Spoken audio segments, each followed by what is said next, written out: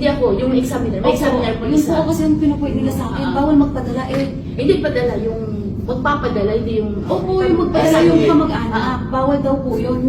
Kasi doon po daw sa declaration na inano ko, ako ang nakapirma. Dapat daw po, yung sa akin lang na nanggaling ang dadalhin ko.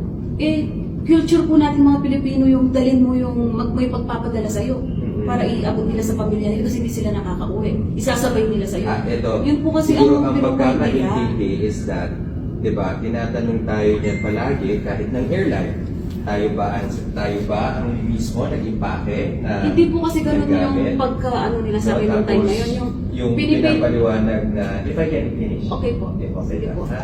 Oo, tapos yung, para makaklaro lang natin yung ano. Siguro ang punto lang din ng natin, ng examiner is that, pinapaliwanag sa iyo na hindi naman nasa bawal yung magpadala ng Ganito po kasi pasalubong. yan. Ang sabi po kasi, nung chinek po yung gamit ko, tapos iPhone yan, 100,000 yan. Tapos sabi ko po, ay, pinadala lang po to sa akin. Sabi po niya, at saka hindi po to 100,000, iPhone Pro 12 lang po to. Tapos ako po ang umano niyan, pumili online, gamit yung credit card ko kasi po, nangutang sa akin yung nagpadala. Yun po ang sinabi ko. Kasi po inaano po nila na 10,000 lang daw po ang pwedeng bitbitin. Yun Na na. 10,000 pesos lang na sa pagkakaalam ko, hindi po ganun. Kasi ilang beses na dito po kasi ako. ngayon di nagkakaintindihan. Opo, yun po ang Sa lumabas na ano kasi. Nakita mo yung declaration form, di ba nakalagay doon na OFW or tourist, anong purpose na travel natin, vacation. So actually, naging mabait na si Customs na hindi na natin striling ko. May penalty kasi yun sa pagbalik yung ano. Ang intindi niya kasi, Ang nakalagay po kasi doon, Hindi niya kasi- vacation. vacation. Kasi kung magbabakasyon po ako, ano po ang, ano yung... Ano nga ba dapat yan? Ano, Kasi ano po bang magbabakasyon dapat siya yung ilagay? dito. Kasi magbabakasyon po ako. Kung halimbawa, you are an overseas foreign worker, as you claim to be, di ba? Yun po Opo. ang inyong sinabi sa inyong post at na-communicate ninyo. Siyempre, pagbabasihan naman ng ating mga officers, yung nasa dokumento. This is the Ano document po bang na- documents ang sinasabi nila? Anong... Declaration form. Ito. Yung travel pass? No. Ayun, kasi po ganito po yan, hindi ko pa po na ibibigay yung ano, wala pa po silang alam tungkol sa dineclare ko. Kasi po, ang ginagawa po nila, pagkabigay po nila nung pinil up, labas na po agad yung ano, hindi na po nila babasahin, kasi nakaganyan yan eh. Nung pagkabigay ko pong ganyan sa kanila, araw na ako agad. Alam na po nila yung laman ng ano ko. So, paano pong declaration ang sasabihin ko doon? Paano po nila sasabihin hindi ko dineclare? Hindi pa naman po nila nababasa yung ano, kakabigay ko pa lang eh. Sapat dito, eto, sapat dito. Nung nawala, nung ano pa nga, hinanap pa nga nila kung asan yung declaration ko, ano yung pangalan mo? Ano yung apelido mo? O, di po ba? Tapos sinasabi na hindi ko po daw dineclare yun. Yun po ang sinasabi kong... Pero in your declaration form na meron tayong kopya, nakano ka. Opo, lahat po yun. Kasi check lang naman po yun kung yes or no. Lahat po yun yun. Kasi ang alam ko po, 2 phone lang yun na hindi naman po ang ako alam ko po, hindi lang po 10,000 ang ano. Okay. Wala po kami alam na gano'n lang. Ganito hindi natin sinasabi na bawal, pero huwag mong mamasamain pag ginagawa ng mga empleyado ng gobyerno natin ang trabaho nila. Kasi sila naman din yung mananagot kapag they don't follow the protocol. In this particular instance, at ulitin ko lang no, na sa totoo lang, naging matulungin ang ating customs officers. We could have been very strict about it. Yun na lang sa mali na pagdeklara. Nandun ho sa baba ang mga penalties noon. Sasabihin ko lang po kung ano talaga, it's fact. Illegal po yun na hindi po tama ang ating pagkakadeklara.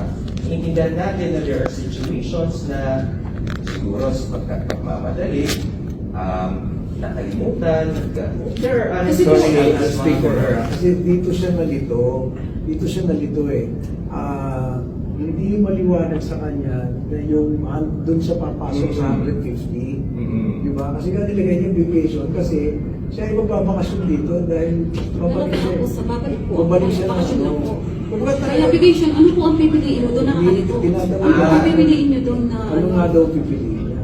Okay, ang ano kasi doon, ang sa tax treatment talaga, hindi mo yung purpose of travel.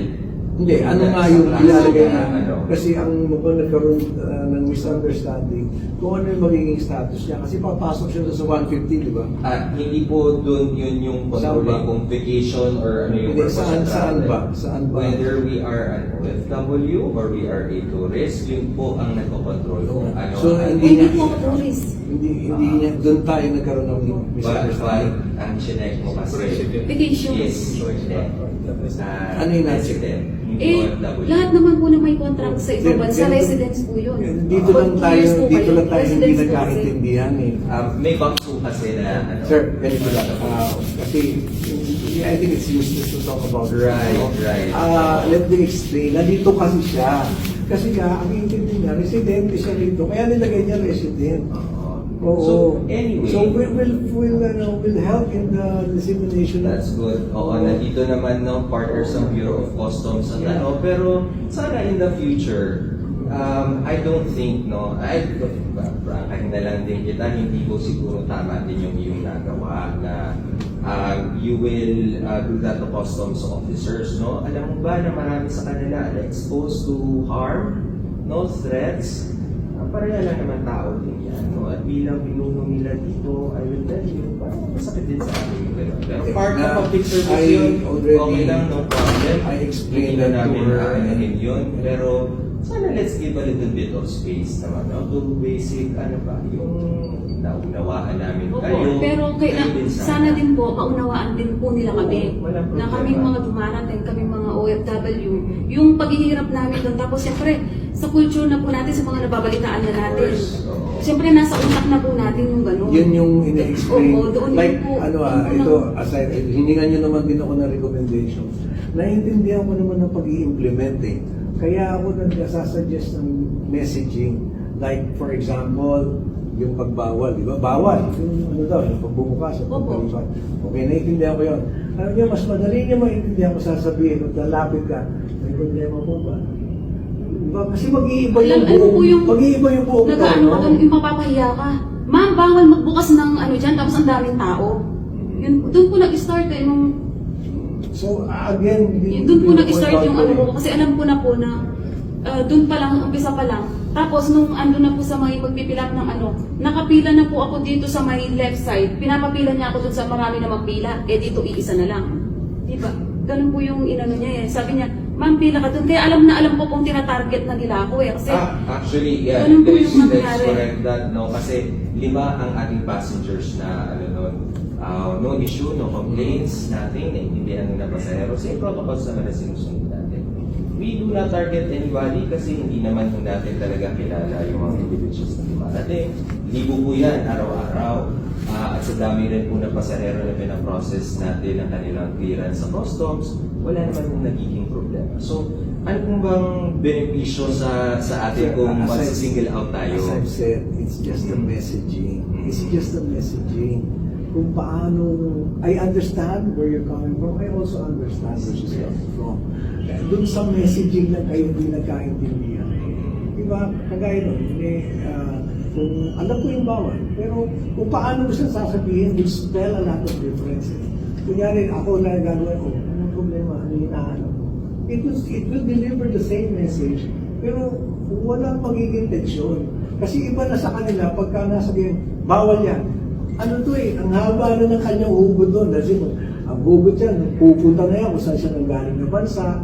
Kasi nga, marami silang dinadanas na gano'n doon. So, ang kanyang pinagamin, bakit ginaganon din ako dito sa bansa ko? Now, I know hindi nyo sinasadya. Kaya lang kasi, that's why I'm telling you, I understand their language and I also understand where you're coming from. Now, kaya naman ako nag-aalay sa inyo ng ganitong paliwanag para, kasi nga, it will always happen. And me personally, we do not want that. So, yun lang. Kaya naman, ang pakay natin ngayon, hindi na to busisiin. As we promise, we will help doon sa pagpapaliwanag. Itong nangyari dito, ang mas mabuti, magkasundo na lang, we will help pagdating dun sa... Ako naman, ang ina-appeal ko rin, let's discover, there's myriad ways to to deliver instructions. Noted. Thank you very much. Maraming salamat. So, para All of this is noted. Thank you. Okay? Maraming Sige. salamat. Thank you. Sige, maraming salamat din. Alam mo, marami pa kayong gagawin. Thank you, sir. Actually, hindi na... Was not able to do any work today. Okay, sige. Thank you. So we're good?